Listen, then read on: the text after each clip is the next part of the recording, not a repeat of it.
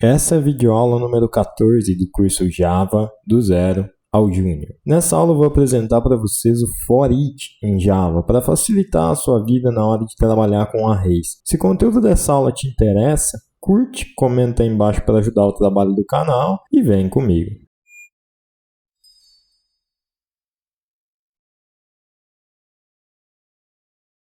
Nas duas últimas aulas, eu passei para você o conceito de arrays em Java, tanto de uma quanto de duas dimensões. E a gente fez um exercício prático do uso de arrays em duas dimensões. Hoje, eu quero passar uma ferramenta no Java que facilita muito a nossa vida quando a gente trabalha com arrays. Essa ferramenta é o bloco For Each. Primeiro, eu vou te ensinar o que é um bloco For Each e qual que é a diferença dele para um for simples. Em seguida, eu vou pegar aquele exercício que a gente resolveu lá na aula passada usando for e mostrar como o For Each tornaria mais prática duas partes específicas daquele código. Se você forçar um pouquinho a mente aí para lembrar como que um bloco for simples funciona, você vai lembrar que ele sempre consiste da declaração de uma variável contadora, por exemplo, int i igual a 0, de uma condição de permanência no bloco, por exemplo, enquanto i menor que 10, e de uma ação ao final do bloco, por exemplo, somar 1 no valor de i sempre que o bloco termine. E aí aqui dentro eu posso colocar um sysout, o valor de i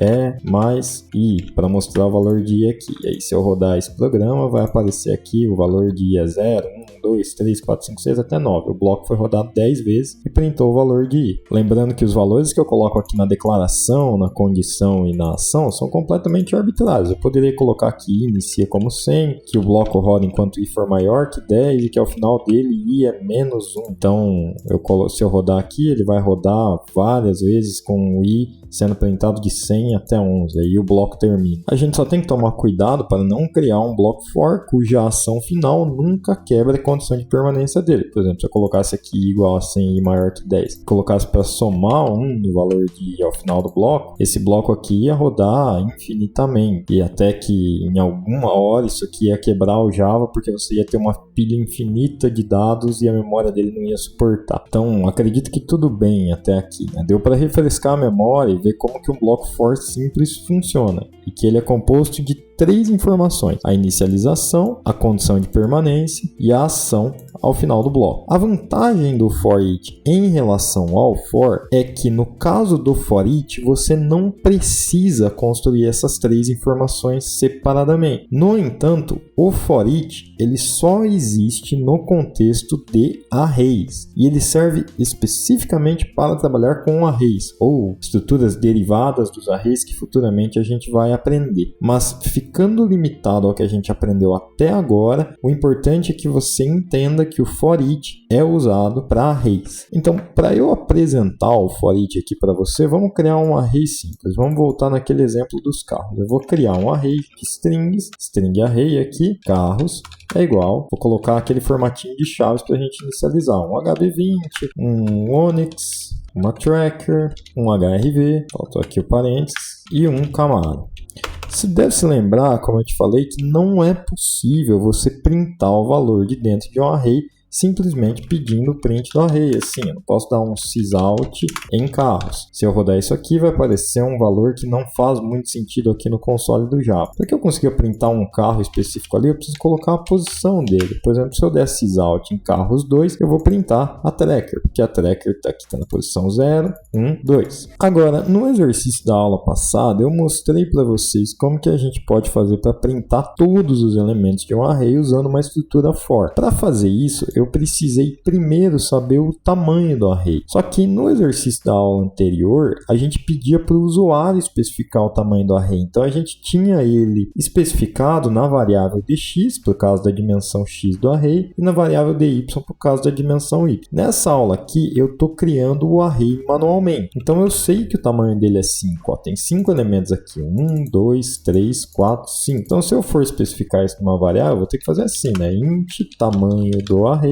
igual a 5. O problema é que eu fazer isso seria uma péssima prática, porque se eu vier aqui e adicionar mais um carro aqui, por exemplo, um mob, eu vou ter que, de novo, vir nessa linha aqui e mudar para 6. Isso não parece algo muito prático de se fazer, né? Felizmente, a gente não precisa fazer isso. Lembra que eu falei para vocês que um array sempre guarda 4 bytes de memória a mais do que o que ele requisita para as variáveis dele, e que aqueles 4 bytes de memória são para os metadados do array? Pois é, um desses metadados de um array é a ferramenta length, que eu posso acessar aqui dando um ponto no array carros. Se eu colocar carros.length, isso automaticamente vai dar para essa variável tamanho do array, o tamanho que esse array tiver. No caso aqui agora 6. 1, 2, 3, 4, 5, 6 elementos. E aí agora caso eu adicione mais carros, por exemplo, adicionar uma estrada aqui no array, agora o tamanho é 7, o tamanho do array aqui vai receber 7. Show de bola! Agora que eu tenho o tamanho do array, como que eu uso um for simples para printar cada elemento dele? Eu vou fazer um for int i igual a 0, porque a primeira posição de um array sempre é 0. Falo que esse for tem que rodar enquanto o i for menor que o tamanho do array e somo 1 no valor de i no final de cada loop. Nisso, eu venho aqui e dou um sysout em carros na posição i. Por quê? I vai iniciar como 0, que é o HB20, e aí ó, ele vai virar 1, 2, 3, 4, 5, 6. 6 é o último valor que é menor que 7, que é exatamente o necessário para ele printar o último valor do array. Se eu colocasse menor ou igual ao tamanho do array aqui, ia dar erro. Ele ia tentar acessar um elemento de posição 7 e ia quebrar. Vamos fazer os dois testes para ver. Ó. Vou rodar aqui seco com o menor certinho para ele printar cada um dos carros. E agora, se eu colocar menor ou igual, olha o que acontece. Ele vai printar todos os carros até a estrada. Só que quando ele roda a última linha, ele fala que ele não consegue acessar o índice 7 para um array de tamanho 7.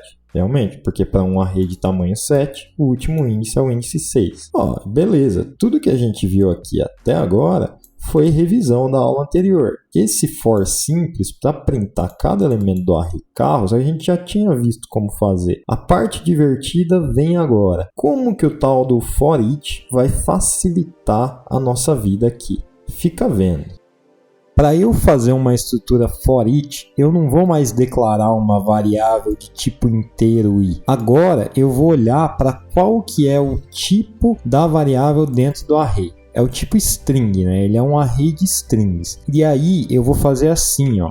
For string carro, carros, o meu sysout vai ser em carro. De cara, você já pode ver que ela é bem mais simples do que uma estrutura for comum, né? Pelo menos para esse caso específico aqui. Agora, o importante é você entender o que está acontecendo aqui. Esses dois pontos que eu coloquei aqui, eles devem ser lidos em português mais ou menos como se fosse uma preposição de, das, dos. O jeito correto de ler isso aqui literalmente é: para carro de carros, eu faço alguma tarefa. No caso, eu printo o carro. Agora, falando mais tecnicamente o que o Java faz em um bloco for each, o Java declara uma variável carro que existe só no escopo desse bloco for each, assim como no bloco for simples a gente declarava uma variável i que existia só no escopo do bloco, só que essa variável carro é sempre do mesmo tipo que os elementos do array carros. Cada vez que o loop roda, o Java atribui à variável carro um dos valores que está dentro do array, e ele faz isso em ordem,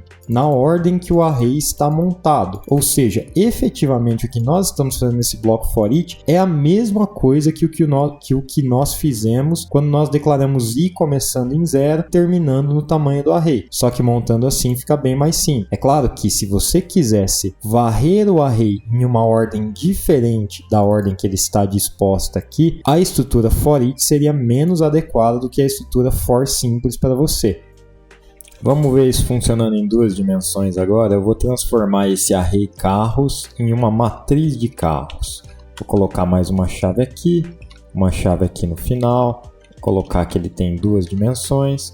Aqui eu tenho que ter uma vírgula e aqui eu coloco mais um array de carros. Parecido com esse, vamos colocar assim: HB20S, Onix Plus, Tracker Off-Road, HRV Luxo, um Camaro Sport, um Mob Plus, uma estrada Track. Vou chamar essa variável de matriz de carros para facilitar a nossa compreensão aqui mais para frente.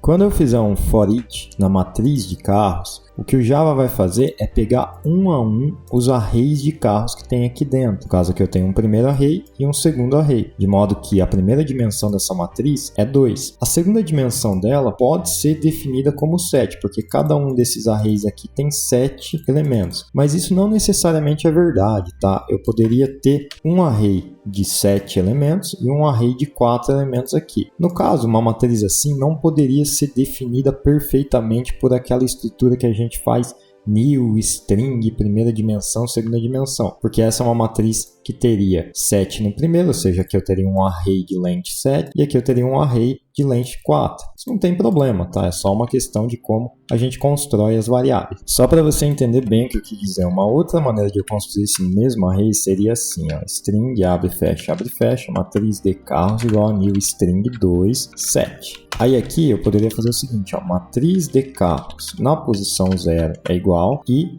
matriz de carros na posição 1 é igual. Aí na posição 0 eu coloco esse cara e na posição 1 eu coloco esse cara. Só que é importante você ver que se eu fizer desse jeito, o Eclipse reclama. Ele fala que constantes de array só podem ser utilizadas em inicializadores. Uma maneira de contornar isso em Java é fazendo o seguinte, ó, você coloca um new string array aqui e um new string array aqui. Porque essa metodologia de usar chaves, ela só pode ser usada quando você inicializa um array. Você não pode usar ela no meio de uma atribuição de um array que já está inicializado, isso não vale. É questão do Java, ele é um pouco mais verboso, se escreve assim. E não custa nada eu revisar aqui a terceira metodologia só para você lembrar. String, abre fecha, matriz de carros igual a new string 2, 7. Aí o que eu vou fazer? Matriz de carros na posição 0, 0 é igual HB20. Aí eu vou acelerar o vídeo aqui. Você não precisa fazer isso aqui não, é só para lembrar que essa metodologia existe. Vamos lá.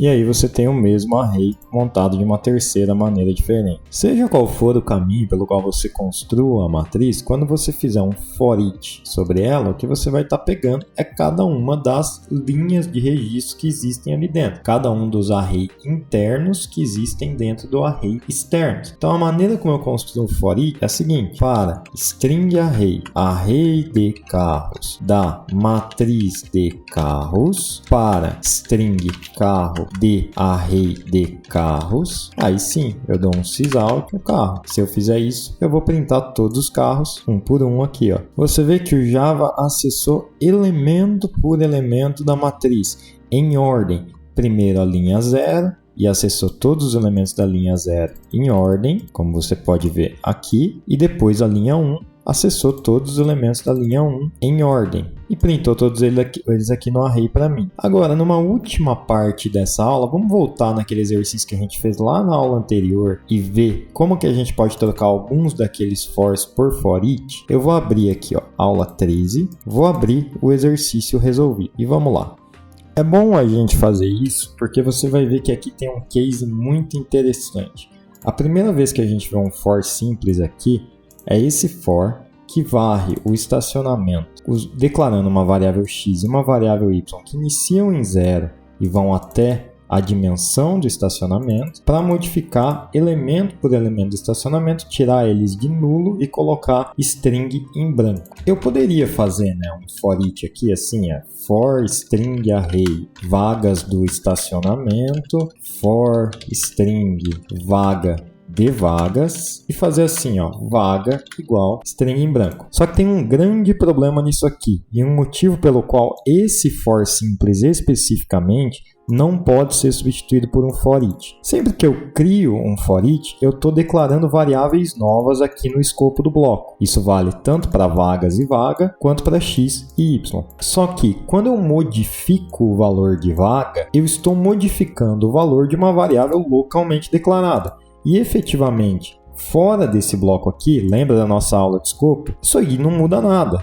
Eu não estou modificando os valores do estacionamento. Para eu modificar de fato os valores do estacionamento, aí sim, só a estrutura for simples me serve.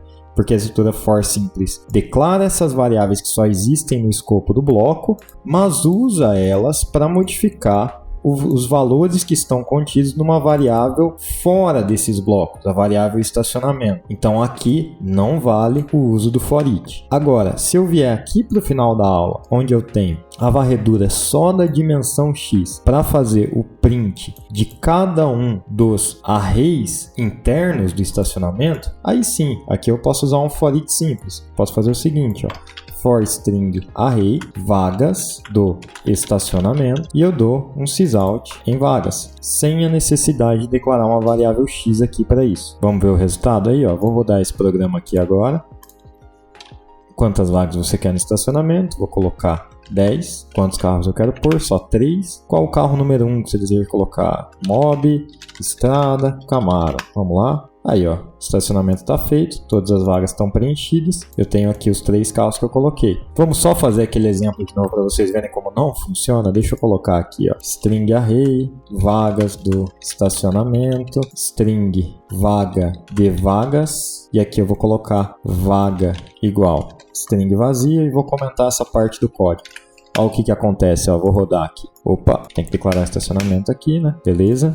Quantas vagas? 10. Quantos carros? 3. Mob, Estrada, Camaro. Olha lá, ó, ficou tudo nu, porque efetivamente esse bloco de código aqui não fez nada, porque não modificou variáveis que são externas a eles. No caso, o estacionamento. Bom, e por hora eu acho que isso aqui é tudo que você precisa saber sobre for each em Java.